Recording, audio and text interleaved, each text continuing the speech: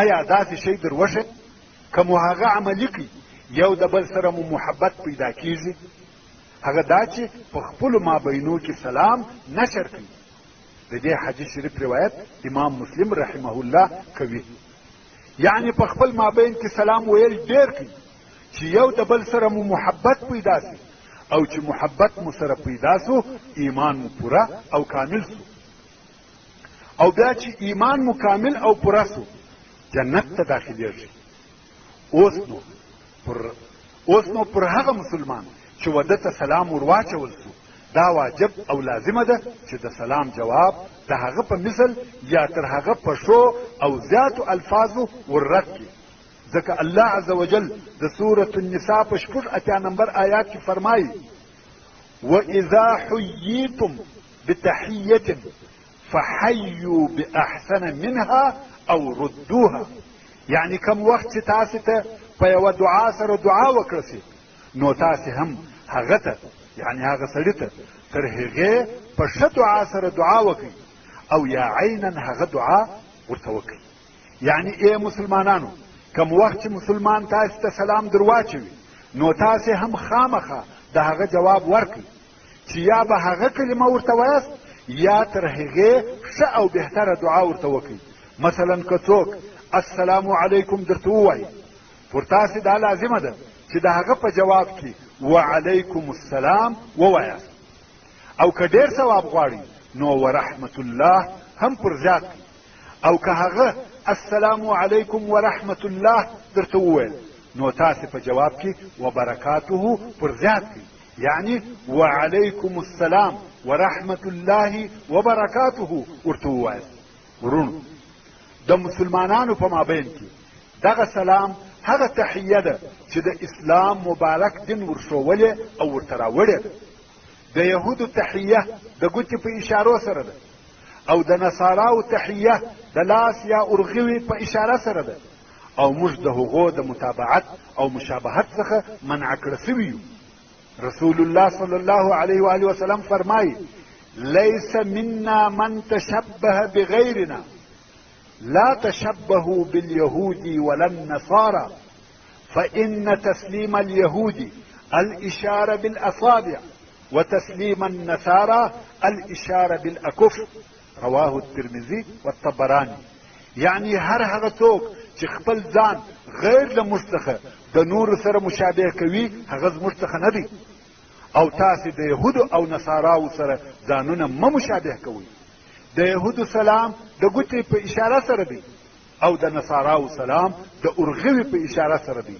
او بیا هم رسول الله صلی الله علیه وآله وسلم فرمایي من تشبه بقوم فهو منهم. رواه احمد و ابو داود. یعنی هر هغه څوک چې ځان د یو قوم سره مشابه کړي هغه د هغو څخه دی.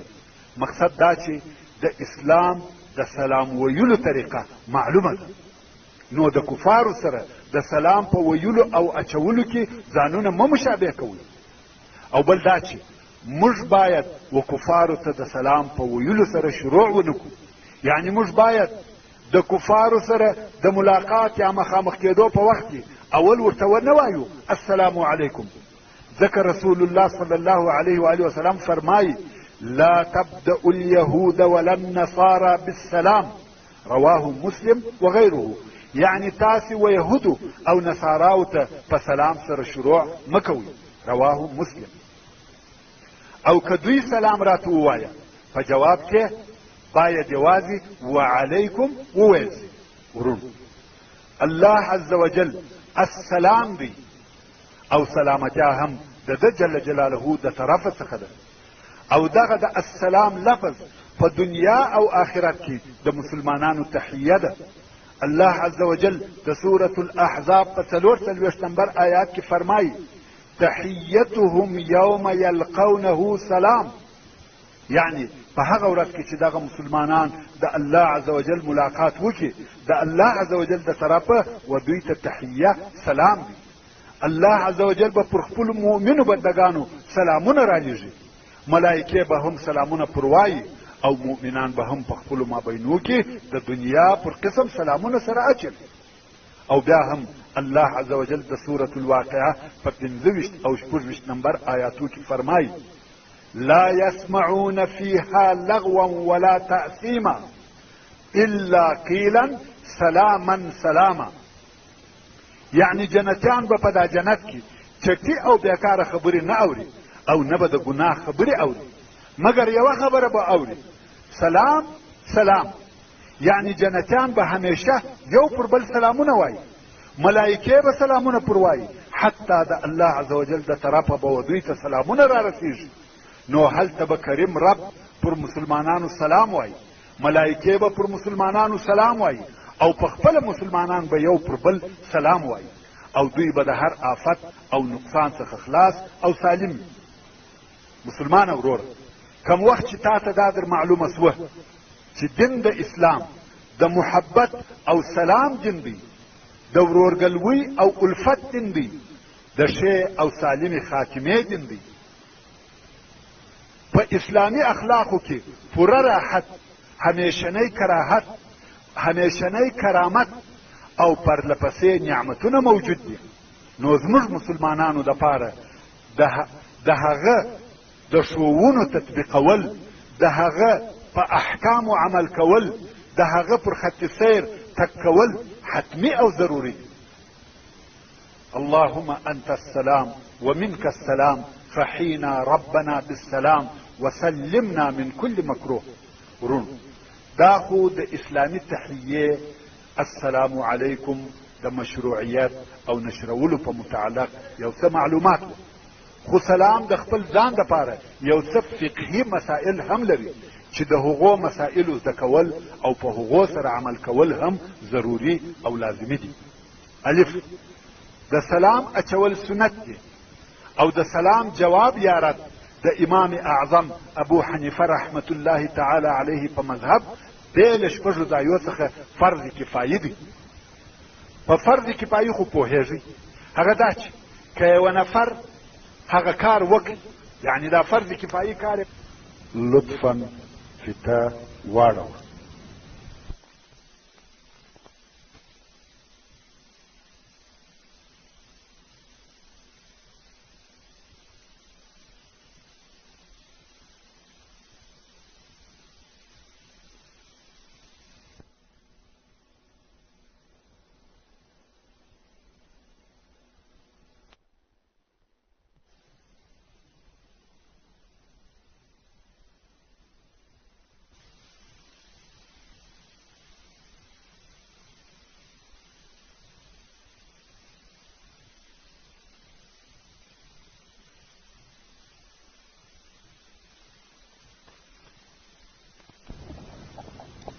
په فرض کفایي خو پوهېږي، هغه دا چې که یوه نفر دغه فرض کفایي ورو غاړې او که یوه هم هغه کار ونه کوي، د ټولو غاړې بندې او ګناهکاره دي.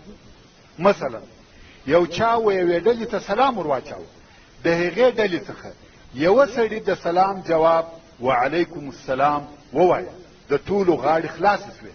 دا نه ده لازمه چې هر یو بیا جلا جلا جواب وایي، او که د ډلې څخه یوه هم د سلام جواب ونه وایه، د ټولو غاړې بندې دي.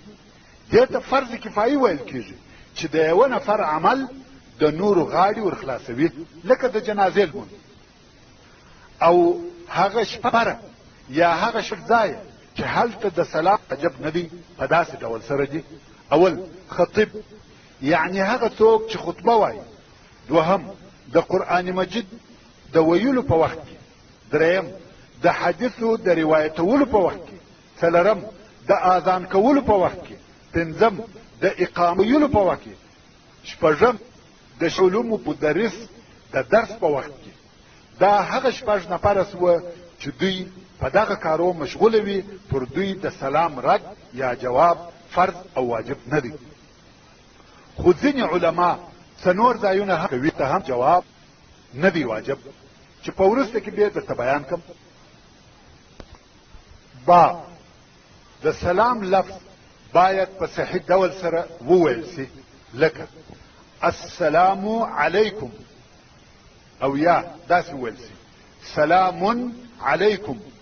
د دغو دوو طریقو څخه مخالف د سلام اچول یا ویل نه دي صحیح.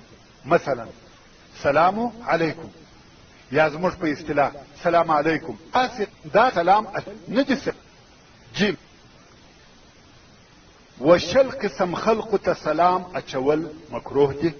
اول منځ کوونکي ته، دوهم د قرآن مجید تلاوت ته، دریم وهغه چاته چې په وعظ یا ذکر سره مشغوله وي، څلورم د حدیث یا خطبه وویونکي ته، پنځم وهغه چاته چې و قرآن مجید یا وعظ یا حدیث یا خطبه ته یې غوږ نیولی وي، شپږم د قضا په وخت کې قاضي ته، یعنی کوم وخت چې قاضي د حکم کولو د پاره په کښېنست په دغه کې به مدعي او مدعي علیه سلام نه ور اچوي. اووم وهغه چاته چې د شرعي علومو په درس او بحث مشغوله وي. اتم وهغه چاته چې په اذان یا اقامت ویلو مشغوله وي. نهم د شرعي علومو وزده کوونکي ته د شرعي تعلیم په وخت کې. لسم و پردیو ځوانو ښځو ته. یولسم و هغو کسانو ته چې په ورقو، سترنج او خمار مشغوله وي، او همداسې نور کسان چې د دوی پر قسم په نورو حرامو کارو مشغوله وي، لکه شرابیان چې د شرابو په مجلس کې وي، غیبت کوونکي چې د غیبت په مجلس مشغوله وي، ساز او سرود کوونکي یعنی چې غزلې وایي، سازونه وهي، په دغسې مجلس کې سلام اچول و دغه ټولو خلقو ته سلام اچول مکروه دي. دولسم وهغه چاته چې د خپلې ښځې سره او کې مشغوله وي. دیارلسم کافر ته. څوارلسم لد سړي ته. پنځلسم هغه چاته چې د بولو یا قضای حاجت په وخت کې وي. شپاړسم هغه چاته چې په ډوډۍ خوړلو مشغوله وي، مګر کم وخت که یو څوک د ډوډۍ خوړلو پر وخت ورغلی او دی هم وږی و او په دې هم پوهېدی چې د ډوډۍ د خوړلو څخه مې نه منع کوي، نو یې سلام اچول نه دي مکروه، ځکه د ده د سلام اچولو مقصد د ډوډۍ خوړل دي چې سق به راته وکړي. اوولسم و مسخراچي ته، یعنی یو سړی د خلقو د خندولو دپاره په مجلس کې ناست دی، مسخرې کوي، چټیات وایي، و دغسې سړي ته سلام اچول مکروه دي. اتلسم و درواغجن ته. نولسم و هغه چاته چې د خلقو په عیب پلټنه مشغول وي، د خلقو په عیبو پسې ګرځي. شلم و ښکنځل کوونکي ته، یعنی ناست وي پوچ او فحش وایي، ښکنځل کوي. دغه ذکر سوو شل قسمه خلقو ته سلام اچول مکروه دي. نور خلقو ته سلام اچول سنت. دا خو در معلومه سوه چې د سلام اچول سنت دي، خو د سلام جواب یا ردول یعنی پر اوریدونکي وعلیکم السلام ویل فرض کفایي یا واجب دی. مګر هلته څو قسمه خلق سته چې پر هغو د سلام د جواب ویل نه دی واجب. اول پر هغه چا د سلام جواب نه دی واجب چې هغه ته د هغه دوو ذکر سوو صحیح طریقو څخه مخالف سلام وویل سي. دوې طریقې، السلام علیکم یا علیکم ویل، یعنی که یو چاته په خپلو صحیح الفاظو سره سلام ونه ویل سو پر ده یې رد نه دی لازم. نو اوس چا پورته کوي، آیا جواب یې لازم دی؟ دوهم هغه څوک چې په لمانځه مشغوله وي او یو څوک سلام ور واچوي پر ده یې جواب نه دی واجب. دریم که یو څوک د قرآن مجید په تلاوت، دعا، ذکر، خطبه، اذان یا اقامت او نور شرعي علومو مشغوله وه پر هغو د سلام جواب نه دی واجب. څلورم د بولو یا قضای حاجت په وخت کې د سلام جواب نه دی واجب. پنځم پر ځوانې ښځې د نامحرم سړي د سلام جواب او قاضي د علیه د سلام جواب نه دی واجب. اووم پر لیوني. محترم ورونو، دا د اسلامي تحیې په متعلق یو څه بحث و، زده کول او عملي کول یې حتمي او ضروري دي. او دا یوه خبره نوره هم پر ذاته، سلام یوازې دا نه چې د ملاقات یا مخامخ کېدو یا یو ځای کېدو په وخت کې ویل کېږي، بلکې د جلا کېدو په وخت کې هم د سلام ویل سنت دي. یعنی کوم وخت چې دوه نفره سره جلا کیږي او په دغه وخت کې ووایي السلام علیکم ورحمت الله وبرکاته، دا هم سنت دی. نو والحمد لله رب العالمين والصلاة والسلام على سيد المرسلين وآله وأصحابه ومن اتبع بهداهم إلى يوم الدين. والسلام عليكم ورحمة الله وبركاته. د دعاء په امید